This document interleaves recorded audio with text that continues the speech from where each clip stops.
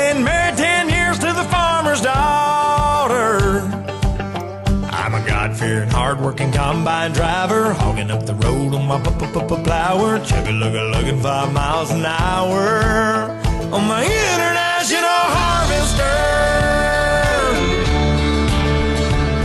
3 miles of cars laying on their horns, falling on deaf ears of corn,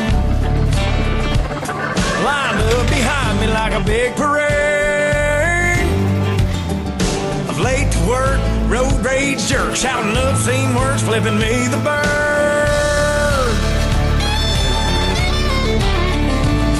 Well, you may be on a state paved road, but that blacktop runs through my payload. Excuse me for trying to do my job, but this year ain't been no bumper crop. If you don't like the way I'm driving, get back on the interstate. Otherwise, sit tight and be nice and quit your honking at me that way. 'Cause I'm the son of a third-generation farmer. I've been married 10 years to the farmer's daughter.